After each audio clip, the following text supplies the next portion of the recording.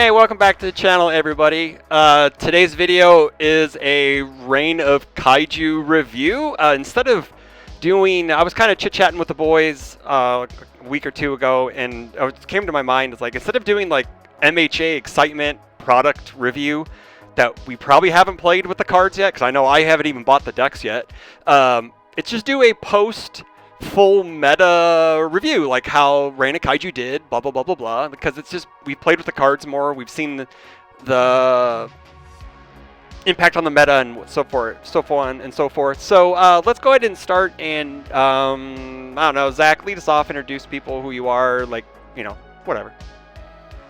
First alphabetical order today. I'm Zach, also JCS 517 on the Discords and such. I have been a content creator in the past, and now am barely even playing this game at the moment. But we'll get back there. Dallas is in a month, so the time to prep has started. Zach, thank you for showing your qualifications immediately by barely playing the game. Next.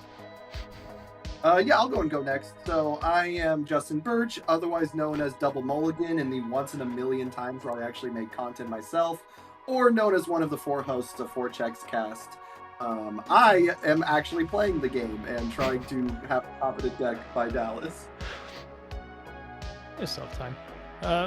My name's Tim, Satonus on various Discords and socials and YouTube and things like that. I'm also on the 4 Checks Cast with Justin. Just a long-time player, had some competitive success. A little bit of a lull for me too, because I'm probably not going to Dallas, so just kind of like playing some funny stuff at locals for a little while. But certainly, all of us played post Reign of Kaiju a fair bit, right? Going to Chicago and lots of LCs and that sort of thing. Yep. Colby. Yeah, I'm Colby McHugh. I play this game with the people that are in this room. That's about it. I make content with a couple people. I've been on Tam's channel for stuff sometimes. But yeah, I mostly just am around the community. But yeah. Hell yeah. So, gentlemen, thanks for joining me. I know it was like kind of last minute finding someone because Ryan couldn't make it, so appreciate you, Justin, for filling in. So the whole point of this thing is we're going to assign arbitrary values, a 1 through 5 score, to 4 categories. We're gonna total it all up and see where we land. Justin's a teacher, so we're gonna do like a A, B, C, D grading scale. So yeah, first up, yeah, right. Can we do that? We can get there. We can get there. I mean, it's I mean, there's no way. This is gonna be really. Yeah, I think we can do that, but like a 60 has to be a passing grade. Right? Yeah, sure. 60 is passing, correct? Because that's everybody gives everything a 3. Yeah, true. Yes. 60 is passing, but I honestly don't think the set will be that low, though. Honestly, so we'll see. Maybe, I don't know. I don't know how much of a hater I'm going to be. We'll find out. You could be a hater all you want, man. I don't care. It's you're representing a 4 Checks Cast right now, so you whatever. Anywho, so we may do a 5th. 1 out of 5. We may do a 5th category, like other. I just couldn't come up with a 5th category because I'm lame. And yeah, so category 1, presentation, packing, alt arts, the look, X, Y, and Z, how it was marketed. Tim, why don't you start us off? Yeah, so I think I'm trying to think about these. I try to think about like what would a 5 be. Right, and start from there. So, presentation of 5 to me would be like the Critical Role Challenger decks, where nothing but, custom art all the way up and down, and really good art at that. Yeah. So this isn't that, right? This used a lot of comic book art and things like that. Very good comic book art, though, right? Most of it, if it didn't, aside from the cards that have like Scree written on them, right, like the comic font, a lot of them, you could tell me they were custom art that were made, and I might believe you, right? So. I kind of want to give it a 3 for not having custom art at all, but the art that they do have is quite good, so I'm going to give it a 4. Okay, sounds good. Yeah, I'll go ahead and chime in on that one, kind of echo a little bit of what Tim said. Specifically, I want to shout out the character art on it. I care much more about like the actual card game art than the packaging, because you're going to rip that open immediately. And when it comes to the card game art itself, I think all the black and single color design of all of the characters is super striking. I liked when Attack on Titan was doing it a lot, and I think this one as a whole did it better. I think the colors are a little more distinct because they're not pigeonholing themselves to we have to match one of the symbols on our guy. So the colors all feel really good and unique in that regard. I think the shading's a little stronger. Anytime I see one of these cards flipped over, I go, oh, that's a badass character right there before we go anything else. And I also will shout out the secret rare art. I was actually double checking to see if the secret rare art was original or not. And it is not original, I believe. I could be wrong. If I am wrong, someone can correct me. But it all does look incredible on it. So, I kind of am with Tim. A 5, you have to have straight custom. But this is about as good of non-custom as you can get. I also think, like, and not to say something a little controversial, because I know a lot of the people who are old heads like the fighting game side and the video game side of our history. Any IP we get that has comic art, specifically like color comic art already, often looks better because those are designed to be a single panel already like that on a card. And so as compared to a video game screenshot or whatever. It looks a lot better than a Tekken screenshot where the 5 Tekken Clash decks attacks could all just be mixed together and they would look identical and mean the same thing. MHA decks have, not to get off track, the MHA decks have that problem too. 2 of the all-for-1 attacks are identical. Yes, we went through this on Chris's stream the other day. Justin, what was your score? 4 or 3? 4. Okay, cool. Thank you. Yeah, about that. Yeah, those 2 attacks look exactly the same.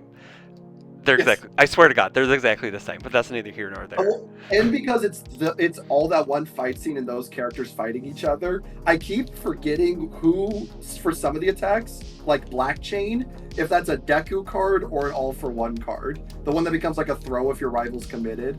I can never remember which one that one's supposed to go in.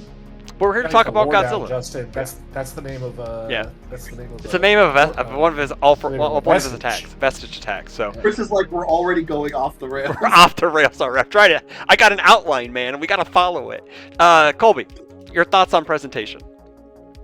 Yeah, so I like almost all of the arts. Some of the like UR alts look a little weird. Like Winged to Death. The zoomed in fuzzy looks a little. Yeah, this is zoomed in, fuzzy, kind of. I am just the face of thing. But other than that, like I like all the cards. I think even like most of the commons and uncommons look pretty good. So yeah, I'm also gonna do 4. All right, sweet. I'll be the lone dissenter. I'm so close to a 4. Okay. Like I almost want to give it a 3.5, but I don't want to mess up Chris's math. I mean, you can mess up my math. There's half grades, dude. I don't care. I do want to talk about the booster box and the packs and stuff like that a little bit. Please. I think that is important from a brand recognition, a shelf life sort of thing. Godzilla is not the most prominent character on the box. It's Mothra. Mm-hmm. Godzilla and Ghidorah are there, but Mothra is huge and like the thing that is breaking the frame on the booster box. Yeah. So it's a little weird. I'm a little lower on the art than I think the rest of the guys are. I think some of it is really good. The Space Godzilla cards all look phenomenal. Some of the other cards are pretty bad. And the 50% of the alt arts that are green and black zoomed in faces are so abysmal, I traded them away for regulars. Hey, I like Frenzy Dives alt, man. Leave me alone. It's cool. Yeah, I'm not much of an alt gamer, so I don't think about the alts too much. But yeah, it is. This is definitely a weird set for a lot of alts looking worse than the normal version. Actually, I'll go with 3-2 just for that. All right, we're amending scores. Important. I'm good. Yes, that's fine. That's fine. And also, like, I sort of don't like the monochrome characters. Like, I think probably the reason they did it is because it'd be really hard to color those that like in more than just shading. Because there's a lot of detail on that art, but it makes this thing where like the alt characters are desirable, not necessarily. I mean, the art on a lot of them is good, but if these were both in full color, the normal version would look better, right? And the only reason the alt is a more desirable version of the characters because it's not monochrome. True. Some of the monochrome ones are unrecognizable too. Like I have no idea what's happening in Gigan's art, and Hedorah's really boring. Yeah. But on the flip side, Titan of Terror, Shin Godzilla, I even like Burning Godzilla, Biolante. There's some good ones. Mecha Godzilla, I love some of them, and then others I'm like, whatever. The Pyrodance specifically. I actually like looks Gigan very a lot. well, but Part of it is I just can't. Like, I don't really know what's happening either. It's like just like a guy. Yeah, He's just there. He's just there. Part of it is I may be biased by the historical MHA world where it was an anime PNG stapled onto a random color background. True. Yeah. And I'm like, this is a lot better compared to those. I actually like. Sure, but I'd be giving those 2s, right? Yeah. Like, or Yeah, those AOT, would I'd be be giving 1s. Yeah, And yeah. I'm Like, Tim, obviously, for the dream. I think Tim is right that the gold standard for art, not just because it's custom, but specifically how it's framed and a lot of that, is probably the Critical Role Challenger decks. Like, you look at, like, the Vex and Vox characters, even the core ones. I think the core ones arguably look better than the alts, but not because the alts are bad, but because the core ones are, like, really well staged. They have actual backgrounds to them. Mm-hmm. They feel like dynamic characters. Yeah. These don't, and I will give it that. I'm going to stick a 4, but I can understand. I almost want to give it 3.5 to also to mess with Chris's scaling. But I'm going to stick with a 4 because I think, like, with what they are limited by, this is the best way to do it. But I would love to see more of that dynamic staging in their background art and things like that. Zach, your Anything overall another number thing? score. Oh, I thought 3. 3. All right. Now it's my Yeah. turn to yap. I think another thing Oh, go ahead, Colby. worth mentioning too is that they did fix a lot of the shimline problems in the set. They said they did, yes, and I think the majority of the shim lines. I think there. I don't know if there had been any at all. I hadn't heard. I know whatever post this set, I get it, but as of I heard, there's been no shim lines in this set, which is really nice. Yeah, I know. the printing process changed for Godzilla. There Yeah. are no shim lines. There are no in shim lines, yeah. Godzilla. Yeah. And allegedly, in products printed after Godzilla, we'll all use that same process. Nice. That's good. That's good. Yeah. The Infer what you will. About yeah. the Now shim shim lines would have been a -1 point, right? We don't get a bonus point. I don't know, for- man. I love shim lines, so I may have Being just normal. averaged that out, right? Like I love shim Actually, lines. shim lights Yeah. enhance it. I mean, it depends though. Like if it's a horizontal shim line, it kind of makes a horizon line, so it kind of can bring your art forward. It's a comic book thing. But like a vertical one's just terrible. But yeah, anywho. I still remember the one. I think it's for Colossal Detonation that people keep going. See, this shim line's actually good. It makes the explosion pop. I'm like, or we could design that in the art and then not have shim lines to begin with. Facts. I don't know, man. For me personally, I thought like I kind of want to go with what Zach kind of talked about. I think the box art's incredibly busy.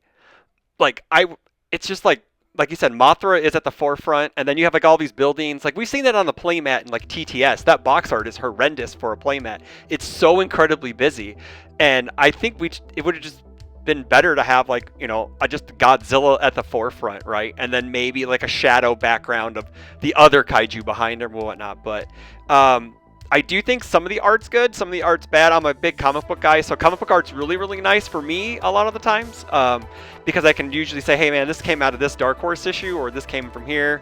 I'm kind of wishy-washy on some of the characters, like like Zach mentioned, Hedorah looks like a giant ass. Like I just don't like it. It looks bad. I love Gigan's alt art because I love the work. That's a Final Fantasy reference. But I love the work, and I love some of the alt arts, but it's like it's hit or miss, for the most part. And then I think the one thing that kind of tips it to a 4 for me are the movie promos from the event packs. Those things are awesome. Like the movie poster promos, I like them. I know. Granted, it's art, it's subjective, it's whatever. That stuff, I really like that type of stuff. I hadn't considered the alt art in my score, or those packs in my score, because they're not part of the set. Sure. I get it, yeah. Had those been full art, I might have bumped it up. Okay, yeah, that's fair. I like those that, just being like a regular frame, not even broken, there's nothing really special. Yeah, there's about like the those. one that's full art, and that one looks really good, and the rest of them Yeah, just like the look Batra Arrives one, even it doesn't have Batra on it. Like, it literally doesn't have Batra on Monster it. they ripped it from does though. Yeah, he's at the it's bottom like of the. Batra's egg. Yeah, it's because it's the egg. Yeah, but I am giving it a 4 because I like a lot of it. But again, there are there's some detracts from it, right? So, all right. So presentation. Tim gave it a 3. I gave it a 4. Zach gave it a 3. Justin and Colby both gave it 4s. Presentation comes home with a possible 18 of 25 points. Not bad. Not bad. You know, I did one thing I'll say from one. I did praise the character art, and I'm sticking with my score. I just now realized that one of Gigan's arms is his arm. I thought it was his head until because it's like the one back here, right? Yeah, yeah, it's the horn. Yeah, it's one of his arms. Yeah, like if they would just turn that art just a little towards you, or like a little in, it would be a little different, right? Like the perspective would be better, right? The perspective would be better. Absolutely. It's like one of those optical illusions right now where I'm staring at it. True. All right. Category 2. Thematics. Does it feel like a giant monster set? Does it capture the essence of Godzilla? Justin, start us off. Yes. Okay, so I was trying to figure out how to articulate my words on this, and I think I'm gonna go. It definitely does, mainly from the perspective of twofold. One, a lot of the characters are giving a lot of stats. Titan of Terror throwing a 23 damage move feels very big monstery, things like that. And a lot of them playing with specifically the high difficulty gameplay mechanics so intensely feels very very big monstery. I also think the other thing that a lot of the ones have that aren't explicitly about stats or explicitly about big difficulty are still getting that feel by having a mini game that you play around that really feels like you are playing the monster's game. You are having to change what you're doing for the giant monster in the room. I think like King Ghidorah's 3 Ghidorah heads is very like, okay, you can't just play normal UniVersus against this guy. You have to think about the fact that he has 3 full resets at any given time. My favorite example of it's probably Biolante, as one of the decks I've spent so much time working on, where it's like, okay, Biolante gets to pick up whatever from their discard pile. If they have an action they're looping or a thing they're looping, I have to respect that game plan fundamentally. So like I think in that area, the way that these characters don't really feel like, for the most part, they just play good UniVersus. They feel like they're specifically playing mini games that warp the field. I think is very good for it. There is one missed opportunity in that regard, which is I don't think the non-characters as much feel big monstery. And I'm going to say it, and I'm going to sound like I am shilling my favorite type of thing, and I am. There should have been more 4-check attacks that played into the 4-check attack package in this set. And specifically, that do more interesting things. The 4-check attacks that exist in this, like the 13 diff, even if you resolve it, is like a generic 7/7 that changes zones. That feels kind of boring. Also a human card. It is a human card. Yeah, it's very weird. It's a human card, yes. The evil 6 diff is like an interesting mill card, maybe, but doesn't really. The 6/4 that removes 2, like, okay. But that art's sick. That art's sick though. The chainsaw art. That art is badass, cool. Dude. And specifically, a lot of the really good attacks in the set. There are exceptions, like I'm blanking on the Titan of Terror. Crushing Impact. Crushing Impact. No, Titan of Terror. Or you are. Oh, you're talking about Destructive Heat Ray. Destructive Heat Ray. His feel very big monstery. They're big stats. They give stats to other things. They flip your stuff over. But then I look at something like a lot of the other relevant ones have been like Bug Bite and been Monster versus Machine, which are these like low diff, interact with the opponent field ways in a way that doesn't really feel big monstery to me. Sure. So I think character-wise, I feel very big monstery. From a non-character perspective, and it's not necessarily a bad thing, but from a non-character perspective, I get less of that vibe. Okay. So I think I'm going to go 4. I'm going to go 4, but I might change it as 4, but I may change that later. 4 change later. Okay, 4 change later. Colby. You're up. Yeah, cool. So most of what I think about when I think about how a deck feels has to do with the characters. So I like mostly agree with Justin that the characters all feel very much like they're big monstery. The attacks don't, but I do think that the actions overall also kind of feel like they fit that theme. So you have Sure. the 8 diff that blows everything up to like even the uncommon 2 diff that people play, the Protector of Life. I think Yeah. all of those feel pretty big monstery. Mm. But yeah, the attacks don't really. The foundations are kind of just generic good stuff foundations, even the playable ones anyway. Yeah. So I think I'm going to do a 3 and be harsher than Justin, but Okay. I do mostly agree with his points. Okay. Tim or Zach? Go ahead. Chime in first, whoever. I didn't come into this question with an answer. I don't have one either. I'm just going to ramble. Yeah, I guess I'll riff here. Go for it. Yeah, I think the characters do, and like Colby said, I think the characters are the most important part when you're playing as, you know, a giant monster deck. You should feel like you're doing giant monster things, and the ones that aren't, you know, very stat heavy are doing something that's like really flashy and swingy for the most part. Mm-hmm. Right, you know, whether it's Mothra auto blocking something or something like that. And, you know, in terms of like Jet Jaguar, who probably like should be an exception, right? I don't know if it's that important that like the high rarity stuff doesn't, you know, feel too big monster. Like some of that stuff should be there, but I think, you know, you want your like limited experience to feel that way. And I think with the commons, particularly with the power token themes, I think did a lot for really helping, you know, when you're playing just this set, Yeah. you're going to end up playing a lot of commons and uncommons, and you're going to be playing with a lot of power token stuff, and it's going to feel pretty good. Yeah. And I think the top end was really influenced by a lot of, you know, we want spikes to want these cards, and, you know, just like having a bunch of stat stick moves as attacks that you're putting in your set and you're trying to get people to buy in on is a little hard. Mm-hmm. I think for me, when I think about like what is the thematics of a Godzilla set, not thinking about how it necessarily would need to translate to UniVersus or has previously with the Challenger decks. The themes of Godzilla are city Friendship? destruction, like stuff Friendship? blows up, and then like perseverance through the adversity against the monsters on the human side. Sure. I don't think this set does a very good job of representing like a widespread destruction that a kaiju would cause. I understand why, because that was also a theme in Attack on Titan. Sure. So you can't exactly do 2 sets in 18 months that are like blow up all your rivals' face downs, Reiner exist, stage destruction turbo mode, Yeah, right? yeah. You can't do that twice in 18 months.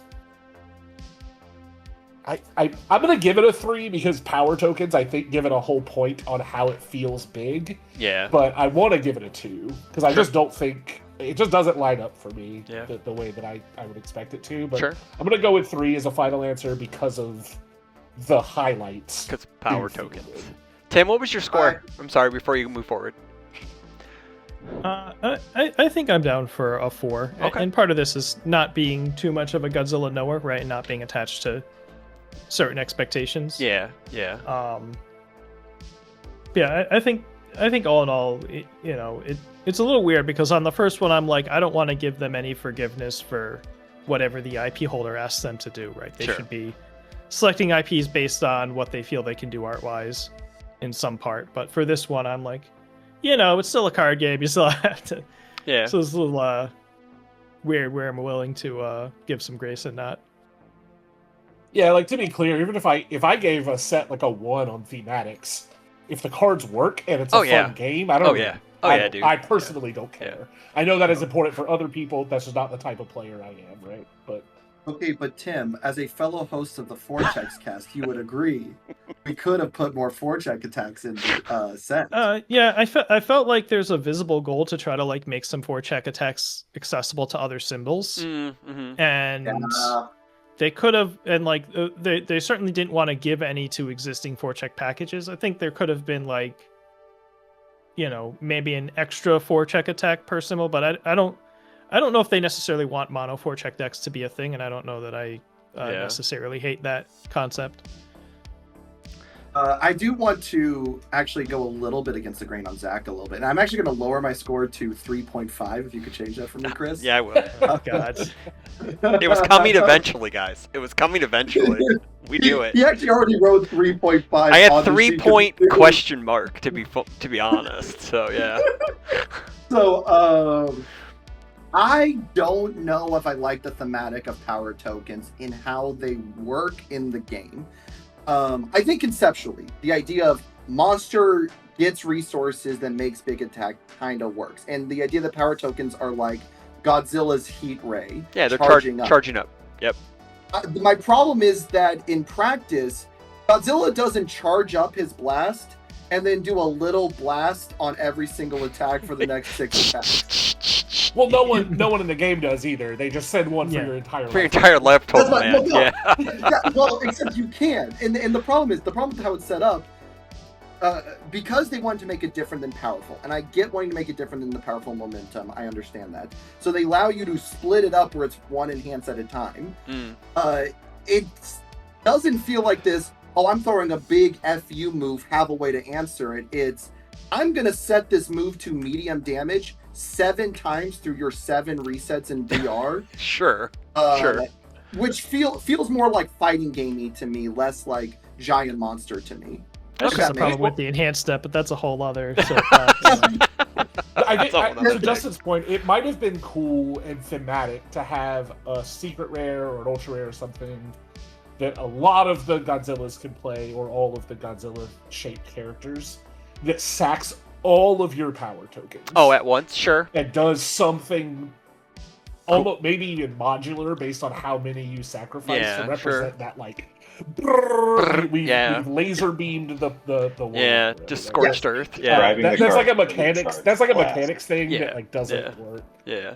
You give me a thing like that's like sacrifice X power tokens to do something. Like, even if it was a SR that was infinity, that was sacrifice X power tokens, his attack gets 3 damage for each sacrifice, so it's a little stronger to do it in one fell swoop. No. I want something more interesting. Something more interesting. I want them all gone, and I want also them to describing do different fully stuff. charged blast. Fully charged blast. Yeah, that's for the most part. But again, fully charged blast, you still do it 1 enhance at a time. Sure. Which Tim is right. It's kind of fun with the enhance stuff. Yeah. And Tim could go on his tangent about how our game should be the attacker does all their enhances and then the defender does their enhances. But that's a different can of worms. That's a whole different thing. I heard that in Tim's mind as he said those That's a whole words. nother bag of worms. But for me, so for me, the thematics was more character based and like playing Gigan, playing Mothra. You felt like you're this relentless, blade-handed monster throwing big haymakers or whatever. Like Titan of Terror was the looming attack coming. Like he is the Titan. He is going to kill you, right? And Shin Godzilla is just a straight asshole, so he just hates your board. Like right, they're very thematic. Like when, like you said, like when you get to the attacks and the non-attacks, it's kind of hit or miss, right? Like fully charged blast, that feels like a Godzilla move, right? That feels like, protector of life. That feels like something Mothra would do because she wants to protect the world and all that. But it's like, I don't know. I think it's more of like a 3 for me because like the Godzilla IP isn't that huge for me. But like I'm thinking me and Colby are in the same lines. IP doesn't matter as long as the words are cool, right? Like, and there are some cool words. It's just I just don't care about Godzilla enough to care if they match. So it's kind of just like a 3. The power token thing, that's neat. It's a cool flavor win for the set. Say what you will about them otherwise mechanically. So, it's a 3 for me.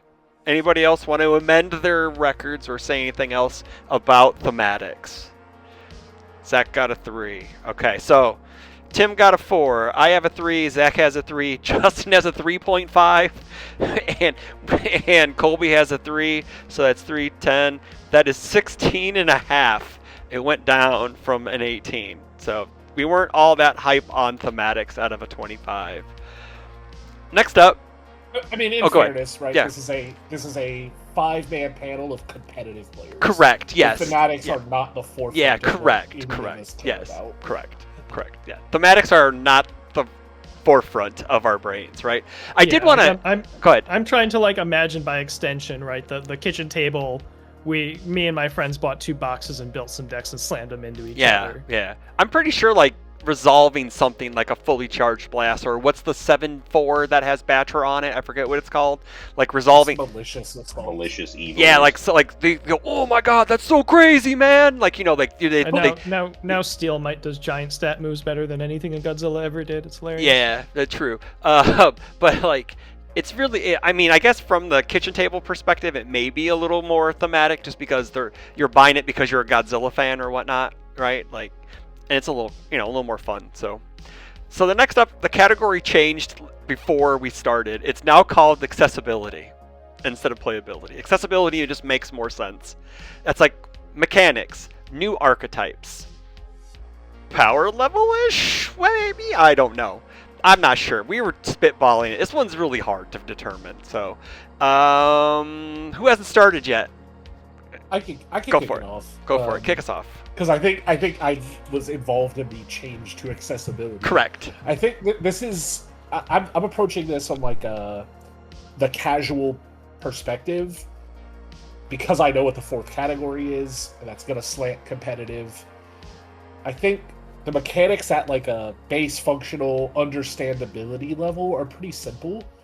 The archetypes are pretty simple, and I think that makes for a accessible set, if an uninteresting one in some ways. But I think there are enough interesting pieces. Your Jaguars, your Ghidorahs, Space Godzilla even meets that metric, I think. That Destroya, in a way, like that guy isn't going to see any competitive success most likely, but he's cool as shit, and he's easy to understand, and does the thing well, has a good archetype behind him. So I think I'm at a 4 on like the accessibility, playability at a non-competitive level. Sure. Not strictly speaking about how good or bad any cards are, just how do I understand the mechanics and how do I think other people will? I am going to go against the grain on Zach on this one. If we're changing it to accessibility, I think there is a thing that is really cool for me as a competitive player, as someone who can really think about my entire deck at once and my entire discard pile at once. There are like 8 different cards in the deck that either have you search things from your discard pile or search things from your deck. You get like Zillion Agent, you get the action that's also that, you get Jet Jaguar, Biolante, I feel like there's one other, Titan of Terror. You have so many things that require you to constantly think about the entirety of your discard pile or your deck. Now, I understand the answer would be, well, it's okay for new players to make suboptimal decisions. However, I think new players, what will actually happen is they'll get information paralysis, especially with a character like Biolante, where they'll see their 20-card discard pile and go, oh, I don't know what to grab. And similarly, I think power tokens are kind of a weird thing for newer players. Explain it's this thing in the stage. Casual players. Casual players. Because there's a big difference, right? Like a new player and a casual player are not an exclusive overlap. Yes. Well, I think 2 things here when you talk about accessibility: how much casual players are able to interact with it, and how much a new player starting with the set might get scared off of the complexity. And so I think in that realm, I think that the fact that all of these characters have such specific mini games, and in ways that if you don't play them correctly can really easily mess things up. I'm especially thinking of a character like Jet Jaguar. I actually think this is a pretty unaccessible set to me. A very fun set for me, but I think it's harder to access for new players. So I'm not going to give it a 2 because a 2 to me is bad. Yeah. To me, it's a 2.5. Oh my gosh, I knew it. I was really waiting for the 2.3567. I really was. Man. I almost did 0.75. What was it again? It was 2.5, you said? All right, 2.5. I'm going to wait for Tim and Colby to go, but I'm going to fight with Justin on it. That's fine. That's perfectly okay. We're doing this what's happening at some point in the recording. Oh yeah, we had to. We have to have some sort of a debate. Justin's here. We have to. Tim or Colby, go for it. I'm still trying to figure out how to parse this, Colby. Oh, Again. go for it, Colby. Okay, I'll do my best to just kind of talk until I figure out how my brain works. I know, me too. I'm gonna do the same thing, Casual man. player of us 5. I mean, would you like me and Justin to argue now while you guys think? I mean, I'm cool with that because Chris was already going to edit. Yeah, I think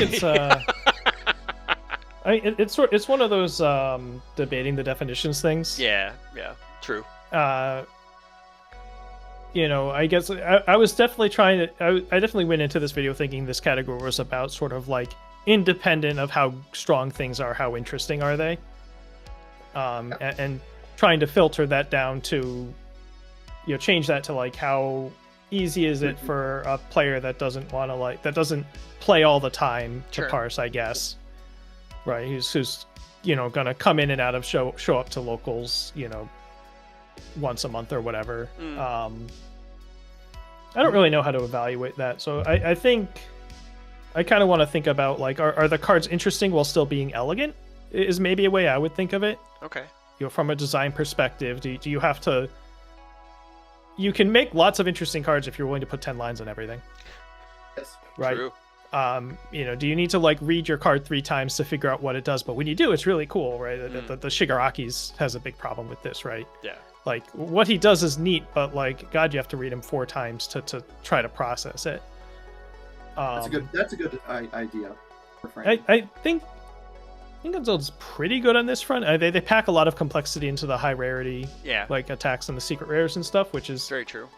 Kind of. I think most of the characters are pretty good on this front. They're pretty straightforward with what they do, by and large. I don't know if I can even. Like the Burning Godzilla thing's a little less than obvious that you get to remove their attack. Attack. Yeah. But like like Kiryu's probably the weirdest one, and he's pretty straightforward. I think. Yeah. I will give you something I think is really unelegant in that regard. If you're looking at characters, I think Biolante not adding to the card pool for cost is unelegant. I think because like I know a lot of people didn't even catch that on first reading, and I think a lot of players are going to play that wrong. These are like level up opportunities, though, right? So you approach it from like a casual perspective. Yeah. I mean, I think that only happens when they blog with Heat Tackle, like that. It matters so rarely, right? In the general scheme of. Or Goblin Bolt, AGB. Sure. Or you have an empty hand. But the thing is, like, though, you're not like fundamentally failing to understand the character. Yeah, true. Yeah. When if people buy 2 or 3 boxes and they build some decks, they're not gonna have 4 Zillion agents or whatever to go play the action. Sure. They're gonna have some of your basic themes. There are 3 or 4 different characters that give 3 or 2, depending on whose move it is. There are 2 characters that give symmetrical 2/2. A third one that gives 1/2 at a static level. There is like 3 or 4 characters that all just give 2 damage. Yeah. I think this stuff is straightforward. I think it's easy to understand at a base level. And as you get more advanced, it becomes more complicated. Oh, it yeah. doesn't have to be on its face. True. But Colby hasn't gone yet, so Yeah. We'll let Colby go, and then I'll come back. So I think, like, if you're just going to be people that are opening the boxes and are like, I am new to game and doing it, most of the cards they get, they will just know what they do if they can figure out how the game plays. Yeah. There are some weird things. King Ghidorah Unleashed is a weird thing. I played against a Reiner yesterday, and he's like, I can never use my fighting for controls against this card, because then you play a different card and then play it from your discard pile again, because that's how that card works. But I think overall, like, just from face value of it, it's pretty okay, so I'll give it a 3. What was that? You broke up for a second. A 3? Yeah. Okay, cool. Tim, have you come up on your number score yet? I think I'm a little shaky on like how interesting I think these cards are in the like interesting but elegant metric, but I think I'll still give it a 4 because I don't want to do decimal points. Okay. This isn't enough to change my score, but I want to point out one thing that happens in design that I think is really inaccessible, and there's only one time it happens in this game or in this set, but it really annoys me whenever it shows up. I think statics that change every attack need to die. I think they should always be responses. And I mean like Final Wars, for example. While this is in your stage, your attacks do +1 damage. I get that. Because I have seen a million times where someone goes to partial and it's a 6 damage move, and then they go, oh wait, my Final Wars is in the stage. That's actually a 7 damage move, which means you take that 5. That is the least accessible thing in the world that needs to be. I actually lost my win it in to an LC because I forgot their Final Wars until the 3rd attack. Oh, no way. That's bogus. That's crazy. There's some old lore here where early MHA, and I don't know about before that or not, but Jason was really, really against these types of... He did not want anything that impacted every attack for this kind of reason. And I want to say it was an old card called Poison Dart that kind of started those scars. Poison Dart had a lot of problems with this. It was just an attack that while I was in the card pool had like an extra burn on every move or whatever. And people forgot that all the time. And, we've gone full circle to, putting that experience back in because, everyone who has strong feelings about not doing that is cycled out. Yeah. I mean, I think there's a way to do it. In the old MHA days, MHA and pre-MHA days, you just slap that effect on a terrain. And make it an enhance or something that both players get to use. Well, now we could slap it on an arena, whatever that might be. Well, and have it easier to find. Sure. Right? The problem with Final Wars is that it's in their stage, it gets committed, it gets covered up with and if you're playing against Justin, it's usually hidden behind a Coke can. There's an alt art of the card that looks different. Yeah. I was actually talking about with this was for optimal form, which is I'm not going to get onto other sets, but it's an example that the Final Wars. Yeah, you got it. It's relevant. I was arguing with Drew, where Drew was like, I wish that optimal form was a static while it's committed attacks at -1 speed instead of a please no or a response. I'm like, no, it is just so much easier to just always treat those as either enhance or response on play. Yeah. And you can make it playable by either player. It doesn't even need to be on a terrain. Badgie's not on a terrain. Like, Badgie shows you can do play by other player on the thing. Just make it a response or an enhance. So that way, if someone misses it, it does not make the game state illegal. They just were stupid for a moment. Like, that's my big thing, is we should avoid things that cause illegal game states. Yeah. That's just was my side. I agree with that. You're also always allowed to just not print a card. Right. Nobody ever sees the designs that you don't print. Yeah, true. I'm going to be nice. I'm going to bump up my 2.5 from some of the arguments that have been made to a 3 because I think solid number. Zach is. Hey, I could bump it to 3.5. I think Zach and Colby and Tim have been kind of right that the archetypes are pretty clean here. Like, Shin Godzilla feels clean, things like that, in terms of like, oh, you want to play the D-build guy, here's a guy that says D-build on face, go ahead. Yeah. That's really easy. Yeah, I have to chime in and say, I agree with all your guys' points, and I'm giving it a 4, because I think the archetypes are there, and I'm not a casual player. I have casual players, and they love bringing new characters every week, right? And trying out the new big scary monster, right? Like, I have a player who plays a new deck every week. Like, he never sits on the same thing, and when he does, he top 8s a retro event with Reign 3. But anywho, in Chicago. But yeah, but like, I think the newer mechanics, like the power tokens, were kind of. It's a neat advent. I think that's kind of neat. I don't know, like, going as a competitive player if I like them, but as a casual player, I think that seems kind of cool, right? Like, I charge up my big beam, blah blah blah blah blah. But the archetypes, I love the archetypes on the characters because I think they're all, to me, kind of interesting as a player because I get to look at the character and be like, well, this guy's gonna do this. I'll just focus in on this for version 1, lose to Tim playing Jet Haymaker 7 times, and then go to Tim the Different, So, but yeah, like, I give it a 4. I think the base mechanics and stuff like that are really cool. So, go ahead, Justin. Finish your point. Yeah, I'm actually going to change my score again, make it 3.5. Oh my god. I'll allow it. That's the last score change. I'll allow it. So, no, one thing that I hadn't thought about that I am going to give credit to accessibility on here is one thing that I think hurt accessibility when it died was the death of character kits.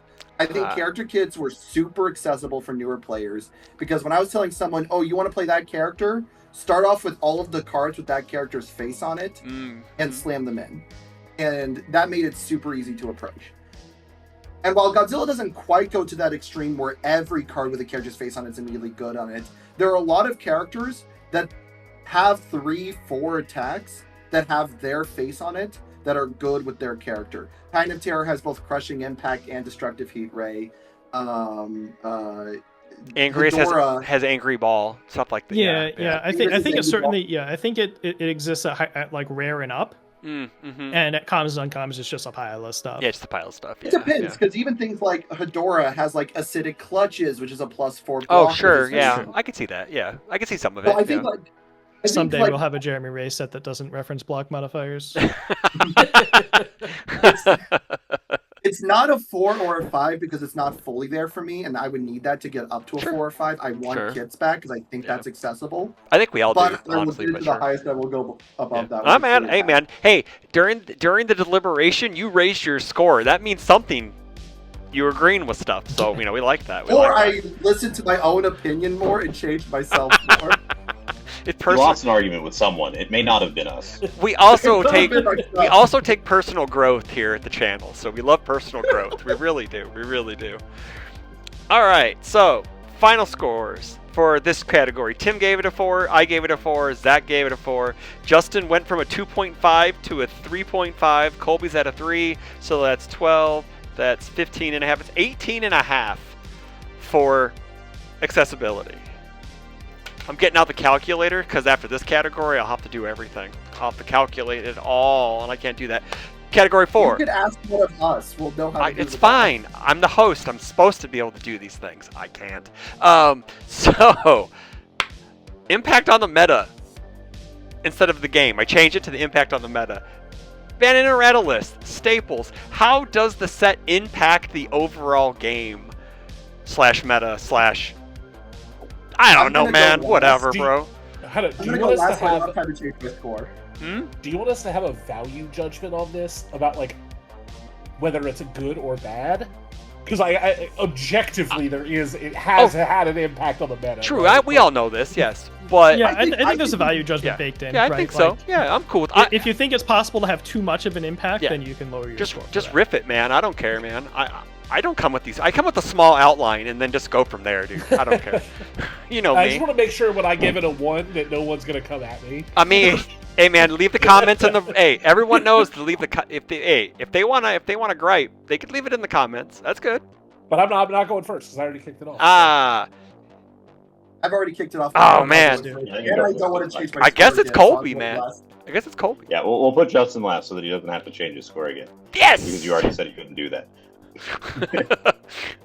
Go ahead, Colby. Anyway, cool. Yeah. So there are a lot of like very good cards in this set, and some of it is because like there's a lot of very good like rares that committed to a thing. Because I was told that there were not enough good cards that have commit costs. Was the thing that I was told at one point. So they made a bunch of good cards that have commit costs on them. Sure. And I think that is a good thing. I think maybe we went a little over the line on that. There is a lot of stuff in this set that is playable. I think that most of the decks I have built since the set has come out has at least 4 cards minimum that are more than a 2 of that I play. So I think that in a format where we have 12 sets, there's 2 sets in this format that I have 0 cards from in my deck that have symbols with my character, and this one is, I think, the most or the second most cards in my deck. Sure. Of single sets, not like single IP. So I think I'm going to give it a 2 for that reason, just because it is like percentage-wise of cards from set in competitive decks very high. Yeah. Yeah. Okay. I kind of want to chime in here, just for a quick. This was a post-rotation set, right? Like, we lost a lot of cards. This actually is filling some holes in some symbols. We're actually getting prominently like evil good symbol coming back, a resurgence. So there was a huge push on those 2 symbols, right? Because Jeremy, the lead designer, wanted to keep in line with the challenger decks, and they had all 12 symbols. So blah blah blah blah blah. So like we do have to keep that in mind too, that it was a rotational set, right? Like, I do think that too. So go ahead and continue. I'll always go last, but please continue. No, I think I'm good. That was everything I really wanted You to can say. argue that Air got the most help from the set anyway. That's true. Right. Air did get the. Yeah. It's Air or Void, and it might be close, but probably Air. Yeah. It's Air. I think it is objective that it had an impact. We've already had a card errated. Have we had a card banned already? No? No. No, No, I Right, think we just have the Titan The only thing errata. is We're kind not of there. sure if any. There's nothing else that's like obviously going to get touched. There's Yeah. some cards that are going to be on people's lists to get touched for a very long time. So we had Titan of Terror get errated. Power tokens powered up Reign 3 in a way that is probably what for a few weeks there was not good, Yeah. and may or may not still be not good. I think there are several cards that are unlikely to make it through their life cycles unbanned. And there are a lot of cards that are incredibly not fun to play against. Batra arrives. It's not a fun card to sit on the table on either side. Correct. You just get to telling your opponent, no, never, no interaction, sorry, get bent, nerd. Yeah. Is not like I'm a prison player, so it's fine for me, but it's not fun to play against. It's really not Yeah. fun for everybody else. It's not fun. Destructive Heat Ray is like bordering on unfun because you just lose your stuff at a speed you can't really do anything with, and it scales pretty well. The air symbol post rotation is one of the least interactive things to do if you're trying to progress a game plan. The air symbol just has infinite ways to sit turtle and say no, and you can't. And they'll never take damage if they don't want to. Yeah. So, if you're just asking did it have an impact, did it do something? Hell yeah, a lot of impact. Yeah, it did. I don't think most of it was very good. Yeah. I think most of it was unhealthy and unenjoyable. Mm-hmm. I'm gonna go 1. I could be convinced to go 2, but I have not played. I've played 3 games in the last month and a half. Yeah. It's not fun. Yeah. Yeah, I Okay, think I'm good. I think you want your sets to have an impact. Certainly, I think it is better to have too much of an impact than to not have much of an impact at all. Yeah. Oh, Overall. Yeah, I mean the Turtles problem, right? Yeah. The Yeah. set did nothing on release. No, I've never read a card from Teenage Mutant Ninja Turtles. That's a the lie. industry, you wrote that. He knows that. Yeah. crap. So. So. You know, we won't know like long term how many cards ultimately get touched. I would say Batra Lives is probably the most likely card to not survive out of this set. Just because, like, on its face, it's a better version of a card that was banned in 2007. If a card was banned in 2007, it was really messed up Yeah. by and large. But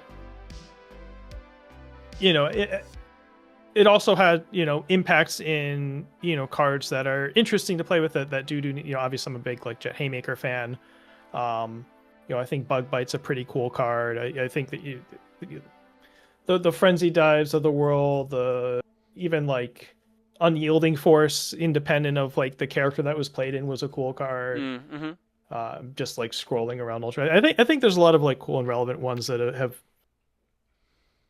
I think you want your sets impact wise to both like have characters and new decks that it's producing that are, you know, additions to the meta that are interesting, and to also, you know, help older cards and older decks, you know, find some new wrinkles and maybe make some new stuff viable that wasn't before.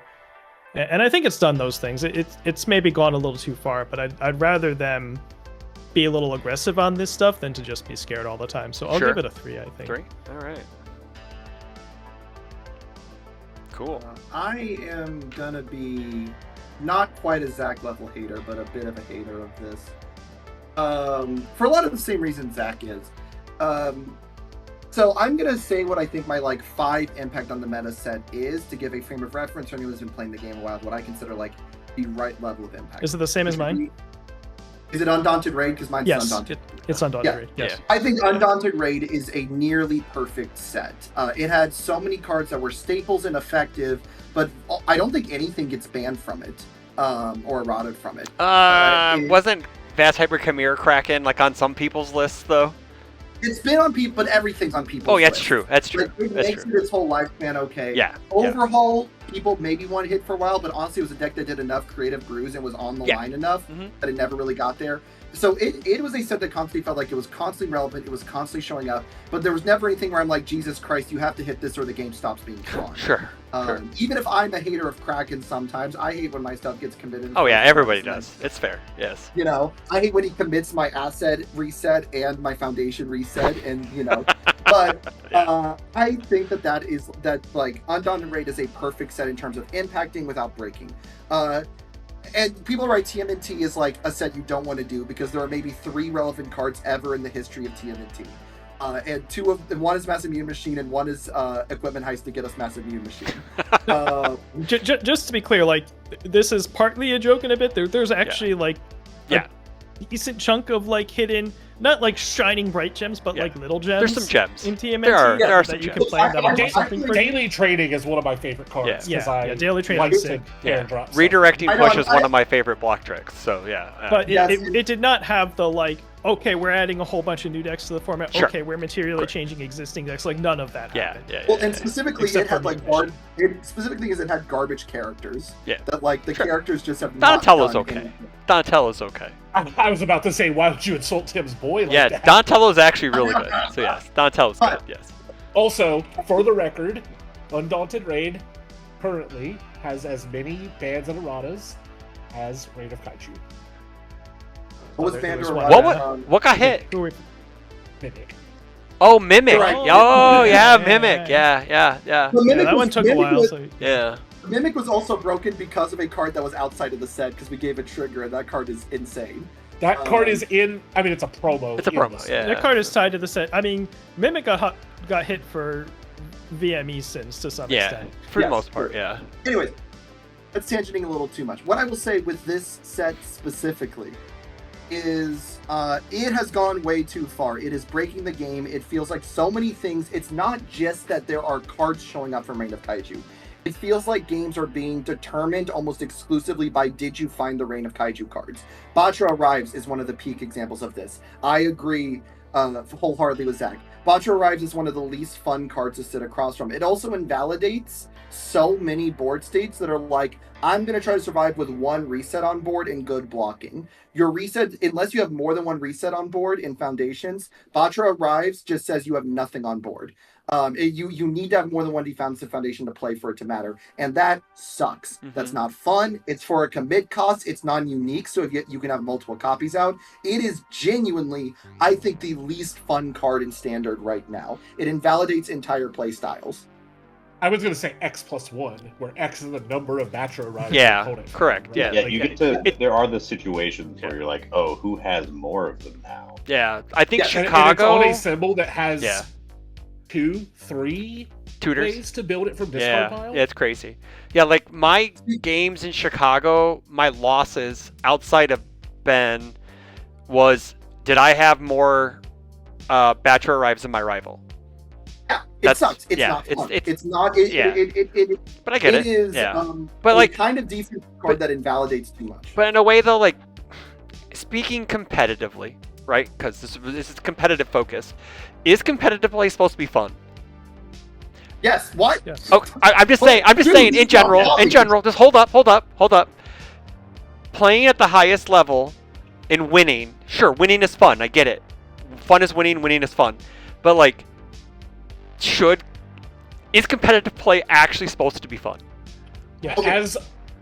as one of the people who has been in the past kind of vocal of like, your top end of your competitive format doesn't have to be maximum amounts of fun. The objective of a competitive winning. game is to win. Yes. And sometimes winning will not be fun. It has to be enjoyable to play the game. Okay, there we go. Yes. I think that's a And better way to Thatcher state it, arrives- right? Bachelor Arrives invalidated. It's not enjoyable to Another- play against. Correct. I Yeah, think- you know, especially at the scale of this game, like 80-90% of the people that show up at your regionals aren't gonna top. Yeah, they're not gonna be in the prizing or anything like that, and you want them to feel like they had a good time playing the game. Correct. Specifically, I think when you're looking at high-level play, a good format generally is one where you feel like your skills and decision-making at the game matter.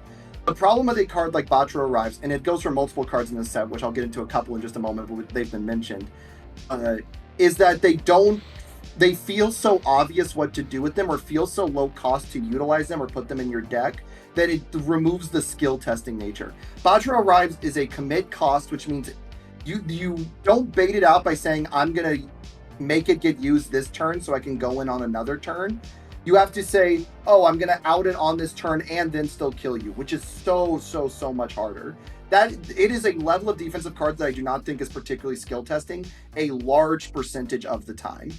And similarly, Queen of the Monsters, I think if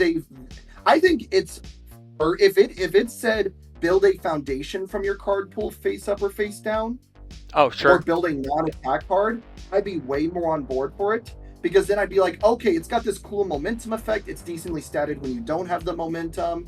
And it still gets this. And then what you build from discard, skill testing. The problem is the Queen slop decks that are like, this is just my second attack and I clear one from progressive. Yeah. I have been a big proponent of the card pool. For the most part, should be sacred with very high cost exceptions. It should be a real sacrifice to clear your card pool because our game's balance is built around progressive. Sure. And Queen is the least I can imagine. It's not even like a low statted card. It is a 7 damage move for either 4 or 5 speed. It's 4 speed, but it's 4 speed move. And it's off zone, and it's a +1 low block, and it's got a crazy momentum effect when you want to use its momentum effect. Yeah. That card should not exist as it exists. That also draws a card. It does. I always forget. Like, I have to remind my opponents sometimes that they also draw. No, okay, so to continue on the Queen of the Monsters point, like Jeremy in my interview with him did say that Queen was on that line, right? He admitted that Queen is maybe a step over the line, right? Like that was a card they were like, let's see how it goes in the meta, right? Like. And so, like, to Tim's point, sorry, just to interrupt you. I agree that you got to take chances. Yeah. If you never have to ban something, you're not trying. To design your game may not be fun if you're not trying. If you're not pushing your design, right? But when I look at a set that I like, there are 2 characters and 3 cards that I don't want to exist. Yeah. Like, okay, maybe you took too many chances all at once. Sure. Yeah. Yeah, and it ultimately doesn't take much to sour people on a set, right? Like, if you take like 3 cards out of this set, some of these opinions are a lot friendlier, right? Yeah. So you can have 150 good ones, and if there's 3 ones that piss people off, that's what they're gonna remember. And specifically, I think there is a difference between we took a chance. I think Titan of Terror, for example, was a wrong chance. But I think it was taking a chance. Yeah. And I can understand the logic of this guy who's a 6-hander, so he's going to normally have 6-hand size aggro problems. He only gets stats through the power tokens, which means he has to know when to use them. We're just giving him a free move. I can understand how a designer's mindset goes, that is a worthwhile risk to take. It obviously was too far, partly because of other things they printed in the set. But I can understand how a designer thinks that is a reasonable risk. On the other hand, going back to Batra Arrives, I do not understand how you do not think as a designer, even if you want to take the risk of a universal foundation cancel that also seals the foundation for a commit cost at a 3 diff, is a reasonable level to take a chance on, why you would not slap unique on that thing just to check. Sure. Sure. You could slap unique on it, and if it doesn't do anything, then later on you print a slightly different version that's non-unique. Like, you could do that as a designer. Sure. There is a difference between taking a chance and leaping across the line. And I think there are a few cards that, to me, leapt across the line. Okay. Mainly Queen and Batra. Yeah. So I'm not going to go to a 1 because I don't know what a set would have to do to make it a 1 for me. Yeah. I'm going to go a 1.75. I knew it. I felt a 1.5 coming on. Justin, you don't have to play in a locals with 2 Hedora players. Oh, actually, Yeah. I was also gonna say there were also like 4 or 5 different designs that, if they were the best deck in the set, would be miserable for other reasons. Yeah. Bio is miserable if it's the best deck because it's DR slop. Yeah. And I'm a DR player, and I'll call it DR slop. Yeah. Hedora is a throw burn deck that just eventually guaranteed kills you. Mhm. I don't think that's particularly fun to play against. Mhm. Eventually, Mothra's- if you're not the air symbol, it kills you fucking instantly, Yeah. bro. Yeah. That thing. Yeah. If you don't have Mikasa defeats, a protector of life, Yeah. something like that, you're a fucking dead. Yeah. Just- Mothra's prison hell. Batra arrives, total blocks, all of that. There were so many set decks that after Time Terror, I was like, oh my god, if this was the best deck in the format, I would have the least amount of fun in the world. Somehow we still have a fun format in spite of that. I actually think Yeah. Vegas was a fun format Sure. because I think the things that were at the top were relatively interesting. Besides Sony, because I'm an aggro hater. It's like a seventh of the room just decided they wanted to play aggro pony. Yep. Yeah. Yeah. Well, Sony's maybe my least favorite on that list, but a lot of the other things I thought were really cool. But there is so many Agreed. things where I was like, oh, if this game plan actually worked as good as it could, I would hate the game. Sure. Like as someone who plays with a mix of competitive and casual players, like I think the format's fine, but yes, there are cards that are a problem. Queen, I believe, like that is the Queen slop decks. I don't even think Biolante is on my. I think Biolante does cool enough things where you can make a deck not hell, right? Like the way you play her is just you're allowed to play a It is- Biolante that just says like I'm gonna have juries Yeah. and then I'm gonna try to use my tutoring to win correct. the game proactively. Yeah, you can be really cool Or- with, right? Like I think I do think Batra Arrives is an issue, and I don't know. Like I'm probably like at a 2.5, close to lot probably of my 2.75 problem- most likely. a lot of my problem with some of this stuff is like it just creates even more 90-10, 80-20 style matchups. Yeah, true. Right? Like Biolante, Justin was gonna go to Vegas and then bailed at the last minute. I tested his Biolante deck at an LC. 3 of my 5 matches, my opponent had absolutely no chance to win. Yeah. They what their deck was doing was never in 100 years beating Biolante. We could play 100 games, I'll win 90 of them. The 2 I lost, one of them was very close and I got skill issued. The other one, my deck didn't feel like it did anything. So, Yeah, I mean that's why I hate DR decks are pretty much always shaped like that. Yeah. That's why I hate them, right? Okay, Hanji wasn't shaped like that because Hanji could actually kill people. Hanji was was a cool. your Hanji deck wasn't trying to kill people. Richard's Hanji deck was trying to kill That's people. also Hey, true. guess which deck Swiss champed my deck? Guess who won that event? Fucking No, Calvin, Hanji. Calvin. playing a murder deck. A murder deck, yeah. 3, 4, 5, 6. I'm calculating. This is Keep gonna fail to deliberating. break 10. This is Yeah, gonna and I fail to think- break I think- 10 somehow. Yeah, another point on Batra Arrives versus Queen. The funny thing about Batra Arrives is they're not even trying to like sell a card with that one, right? It's a normal rare. Correct. Like Queen, you understand. They push ultra rares, right, and secret rares on purpose, right? They Correct. want. Like they shouldn't care about secondary value. What they should care about secondary value, because if your set has good secondary value, then people feel better about buying boxes. Secondary stores feel better about opening boxes, and they're going to buy more boxes, and so on and so forth. And yeah, in a perfect world, all of your alts and chromes and stuff are like so crazy and sick and so in high demand that you don't need to worry about any of that. But like, that's not where we are, right? The value of a UVS set is very often driven by how playable its high Correct. rarity cards are. Yep. That's So- absolutely correct. You know, I can imagine, right? The conversation where we talk about Queen, like this is, you know, pretty strong, but it's an ultra. We have to push like a couple ultra rares. We need a couple like, really clear best cards in the set, and so they go ahead and ship it in this push state. Like Batch Reps, I have no idea. It's just a Like- normal rare foundation. if like the top end, I mean, like, so if we're gonna say like Queen is like the absolute top end of the ultra rare slot in that, like Frenzy Dive fits that slot where I would like every ultra rare to be at, where it's like Yes. it's super cool, it's very playable, it does a neat thing, it's on theme, like it does. I'm also Acidic just Sludge. Acidic Sludge too. Like that's an awesome ultra rare to have. Like that, if those were like the top ends. Crushing Impact does Yeah. its job, like Yeah. independent of Titan. Yeah, Affair, like I think Bug Queen Fight. is just Corona Beam's really cool. Just a little bit over. So many of the ultra rares I think are super sick. Yes. Yeah, Thermal yeah. Flame, cool. Oh, Thermal Flame is one of my favorites. Yeah. Yeah. Immense Showdown should have been an ultra rare, but the Deadlock really good. Monster versus Machines. I don't know why we flavored that one as a 3-diff, but it's a cool card. Jet Uppercut, you jump through a hoop, you get a card, it gets big. Like that one a lot. Yeah. Growing Grasp is cool. Frenzy Dive, Focus Prism Beams, Corona Beam, perfect card. Yeah.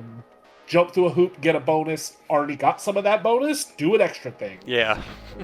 Very true, yeah. The whole thing has been Zach complaining about the set and also glazing. Yeah. Yeah, Space Godzilla. Space Godzilla's his homie, bro. Space Godzilla, homie. We know it. I do have Chrome #1 of Space Godzilla. Hell yeah. You pulled that at Worlds, right? Chris pulled Space Godzilla. Ah, that's right. That's right. That's right.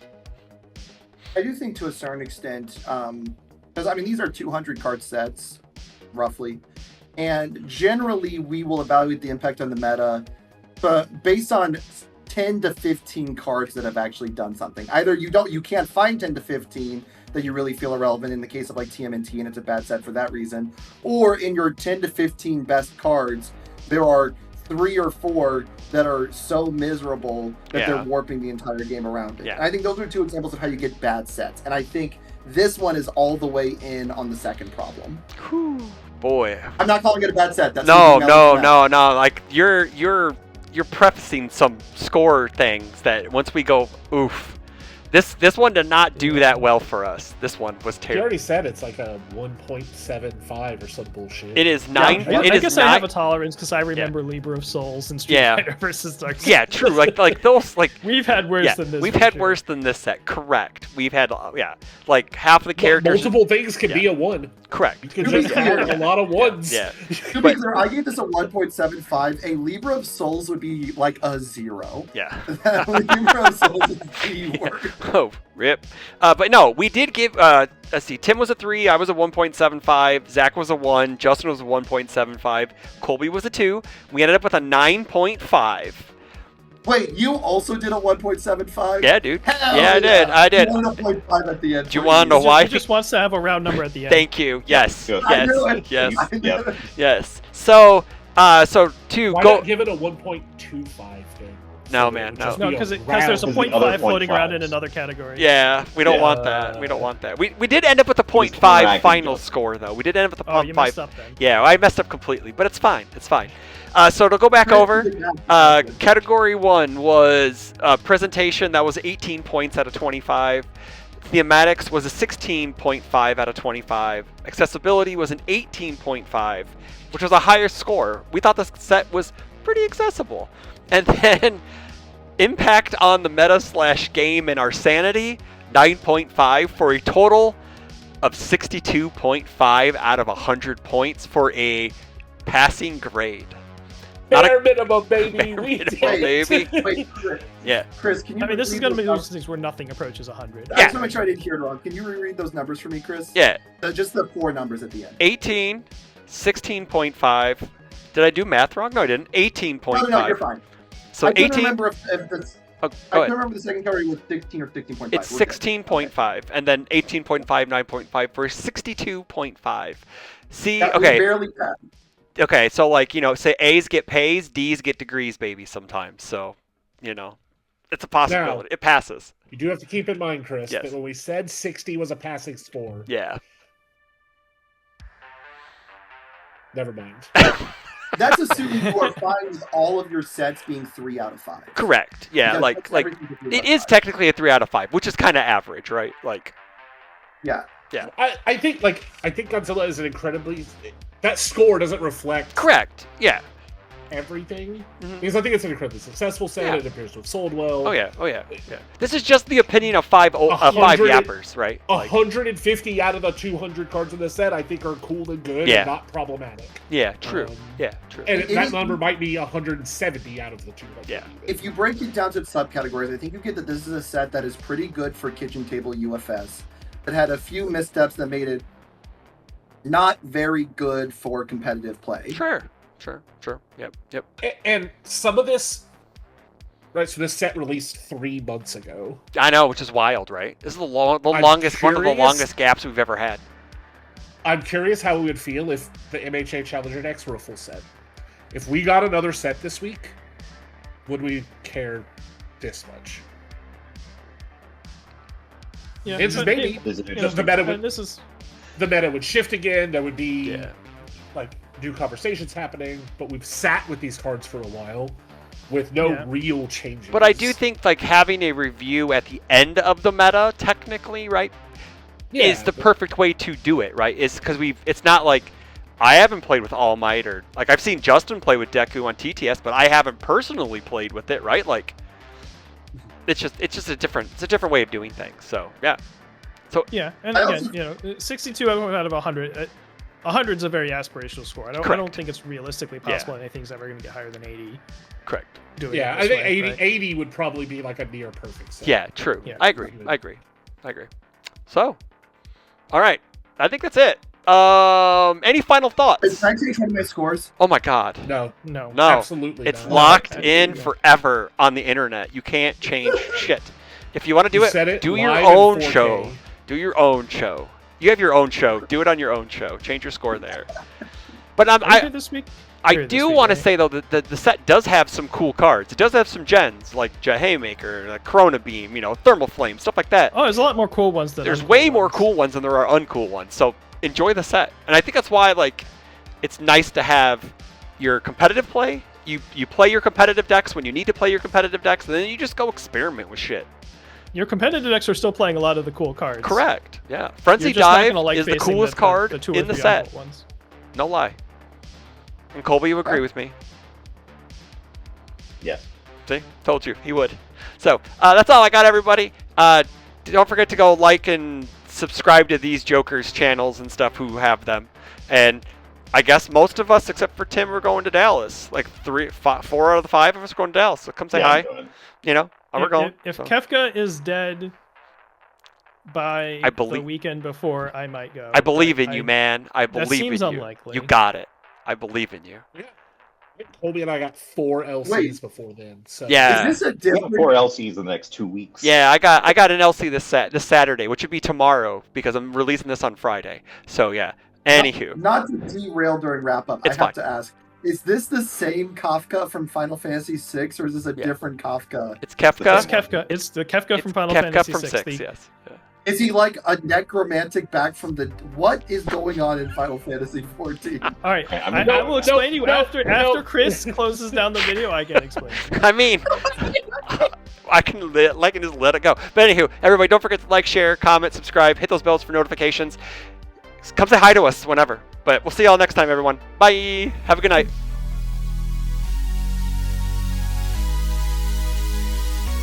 It's even boringer than yours. That's true. All right. I'm putting something on this wall spot eventually. You should. Year. That's why I do a green screen because I don't want to. I got dog Yeah, cages my behind background me. is all the decks that I have to disassemble at some point and resort. Hell yeah. There's like a splinter deck back there. Like, Okay. I think you want to see what mine looks like? All of that is what I've been painting. yes. there you go. And that's my work stuff. This is definitely outtake stuff that's going to show up in the end of the video because I've been Are recording for a those bit. D&D or Warhammer? Crisis Protocol. Crises, Protocol. Lamer than both of them. Wow, the man goes to World Cup games and says that you're lame. Y'all are Oh. boring. I'm a sports head now. We get to frame the shelf of marble shit and Saba. You guys ready? Yeah, we're ready. All right. Anymore.